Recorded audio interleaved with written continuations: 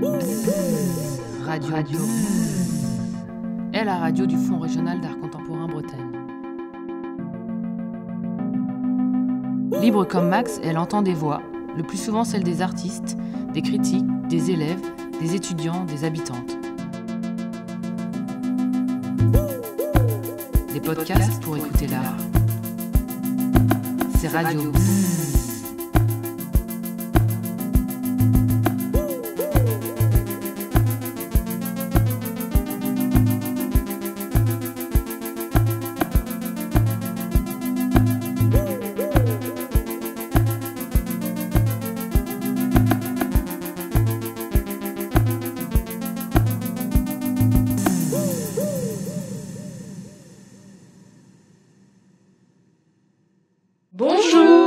Nous sommes heureuses de vous retrouver dans ce deuxième épisode consacré à l'exposition Fémini, produite par le Master 1 Métiers et Arts de l'exposition de Rennes 2, c'est-à-dire nous. C'est un podcast en 2 parties qui permet une lecture plus approfondie de l'exposition. Dans le premier épisode du podcast, qu'on vous invite à écouter, on évoquait la base de nos recherches autour des archives d'Aline Dallier conservées à Rennes aux archives de la critique d'art.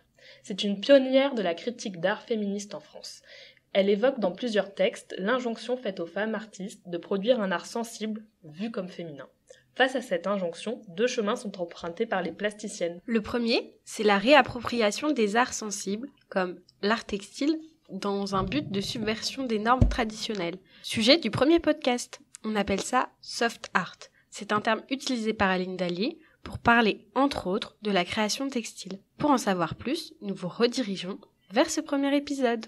Le deuxième chemin possible emprunté par les plasticiennes et évoqué de nombreuses fois par Aline Dallier, c'est l'art corporel, et c'est le sujet de cet épisode. Aline Dallier le définit comme ça. Le body art, autrement dit, l'art où le corps de l'artiste est physiquement impliqué. Ces corps de femmes vont alors se violenter eux-mêmes, non par masochisme, comme on veut nous le faire croire, mais pour dénoncer les tortures réelles et symboliques infligées aux femmes. Donc on parle ici d'art corporel au sens large, pas uniquement de body art, mais aussi de photographie, d'action. Le soft art et le body art sont 2 pratiques formellement différentes, mais qui peuvent se rejoindre dans les luttes féministes, dans le sens où elles peuvent toutes 2 s'opposer aux injonctions faites aux femmes en utilisant des médiums différents. Même si ce sont des médiums différents, ce ne sont pas 2 cases fermées qui ne dialoguent pas entre elles. Par exemple, Lygia Clark, qui est une artiste brésilienne pluridisciplinaire, travaille avec les 2 médiums. Dans les années 1970, elle fait des performances avec des groupes de femmes qui lient utilisation du corps et utilisation du fil, ce qui donne une sorte de travail d'aiguille à l'échelle corporelle. Oui, on voit bien chez Aline Dallier une connaissance fine de ce lien.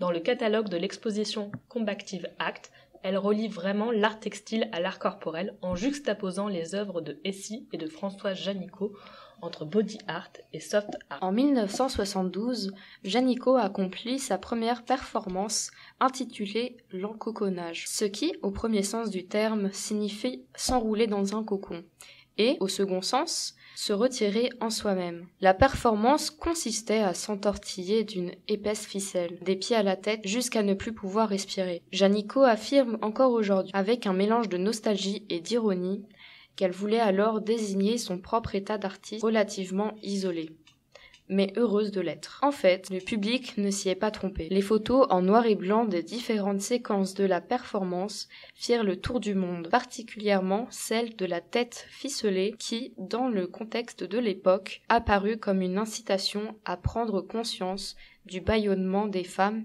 et de leur invisibilité culturelle. Françoise Janicot s'inscrit largement dans les mouvements d'art féminisme dans l'histoire de l'art contemporain. Cette performance, ainsi que les photos de la tête ficelée, sont significatives du pouvoir visuel, à la fois direct et indirect, et de la force de la connotation féministe de sa pratique artistique. Le corps devient dès lors plus qu'un sujet, un médium essentiel. C'est ainsi que Janicot s'inscrit comme performeuse de l'art corporel. Cependant, Aline Dallier met en relief une distinction de son travail qui ne s'inscrit pas dans le body art et qui se remarque par sa discrétion et par son élégance. Cette discrétion est d'autant plus visible aujourd'hui lorsqu'on recherche à en savoir plus sur Françoise Janicot, son travail ayant été lui-même caché par l'encoconnage. D'ailleurs, Aline Dallier choisit d'exposer le travail de Janicot dans son commissariat pour Ayer Gallery en 1976. Dans le catalogue d'exposition de Combactive Act, Profiles and Voices, qu'on retrouve dans nos vitrines, retrouvons donc une photographie de l'encoconnage aux côtés d'œuvres d'Essie que nous avons évoquées dans le premier épisode. Ce catalogue est intéressant parce qu'il nous permet de connaître les goûts curatoriaux d'Aline et vers quelle production elle se dirigeait. Oui, aux archives de la critique d'art, on a pu consulter sa bibliothèque personnelle, qui est composée de beaucoup de catalogues d'expositions et de monographies d'artistes, performeuses ou photographes, dont Françoise Janicot. Dans le deuxième espace de l'exposition, le cabinet, on a choisi de mettre des photos d'archives de 2 séries de Nancy Kitchell, Je dissimule mon visage et Le visage que ma mère m'a donné. Ces 9 photographies argentiques en noir et blanc, datant de 1974, où l'artiste revisite les gestes de sa grand-mère en très gros plan, la manière dont elle tenait sa tasse, ou la manière dont elle posait ses mains sur son visage. On est plusieurs à avoir eu un vrai coup de cœur pour cette archive quand on l'a découvert dans les dossiers d'Aline Dallier. Et ce questionnement du corps féminin, des traditions, c'était pile dans ce qu'on était en train de construire à ce moment-là. Oui, c'est à peu près au même moment que l'on finalise notre note d'intention sur ce lien entre soft art et art corporel.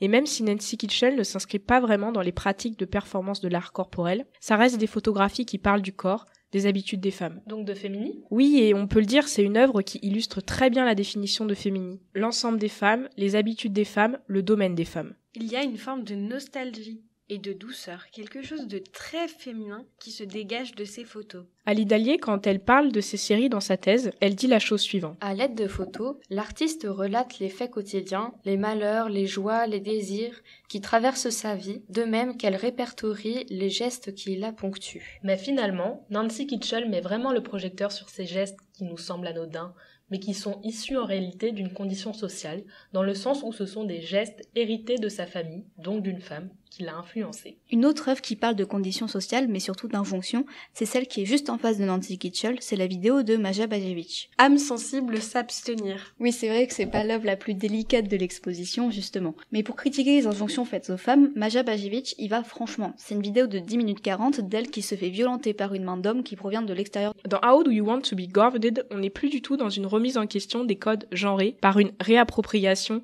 des travaux d'aiguille. Mais là, on nous montre frontalement et violemment les conséquences de la domination patriarcale. Oui, c'est une vidéo qui évoque de suite les violences sexistes et sexuelles, de la plus crue des manières. Et même si c'est une vidéo de 2009, donc pas du tout la période de prédilection d'Aline Dallier, ça rentre tout de même dans ce qu'elle a pu expliquer dans les cahiers du Griffe en 1960. La violence n'est pas mobilisée dans un but masochiste, mais dans un but de dénoncer les violences faites aux femmes et leur statut dans une société patriarcale. C'est pour ça qu'on a choisi de compléter le corpus de l'exposition avec une projection en vernissage. Quand on a vu l'œuvre de Randa Maroufi dans les collections du FRAC, ça nous a paru hyper logique d'ouvrir notre propos là-dessus. On était quelques-unes à avoir vu cette œuvre à la Biennale de Lyon en 2022 et on trouvait que ça fonctionnait super bien avec la thématique de Féminie. Barbès les intrus, c'est une vidéo de 6 minutes qui date de 2020. Elle a été produite dans le cadre du programme Embellir Paris avec la ville de Paris et l'Institut des cultures d'islam.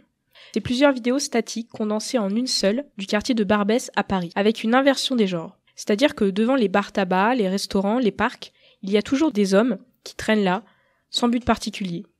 Mais dans la vidéo de Randa Maroufi, ce sont pas des hommes, mais des femmes. Et je ne sais pas si vous avez fait ça quand vous avez regardé la vidéo pour la première fois, mais tout m'a paru complètement normal, et d'un coup, j'ai vu que c'était des femmes et ça m'a fait un choc. Ça m'a fait la même chose.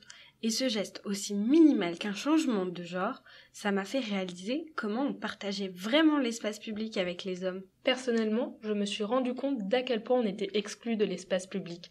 Qu'il y avait une sorte d'exclusion de genre à laquelle on était tellement habitué qu'on n'y faisait même plus attention. Et Aline Dallier, à son époque, proposait déjà une remise en cause des questions de genre dans le milieu artistique. Mais de plus en plus, on a dans la production actuelle des artistes qui travaillent sur cette remise en question des codes de genre. Oui, et puis un bon marqueur de ça, c'est la récente création du prix Utopie en 2018 au Magasins Généraux de Paris, qui récompense les artistes queer. Et c'est un bon moyen de prendre la mesure de l'importance de ce mouvement. D'ailleurs, historiquement, deux mouvements qui sont très liés, les luttes féministes et les luttes LGBTQIA+.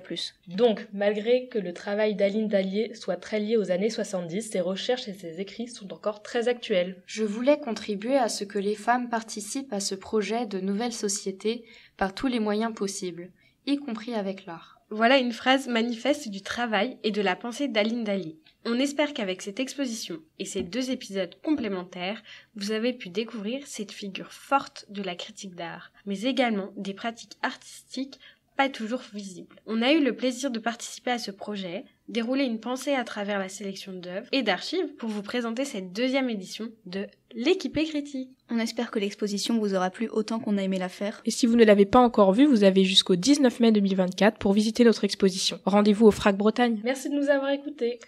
Merci. C'était bien ? Alors, c'était comment ? Bzzz, c'était Radio Bzzz. Ce podcast a été réalisé par le service des publics du FRAC Bretagne. Retrouvez toutes nos propositions sur notre site internet www.fracbretagne.fr et sur nos réseaux sociaux Facebook, Twitter et Instagram. À bientôt sur Radio Bzzz.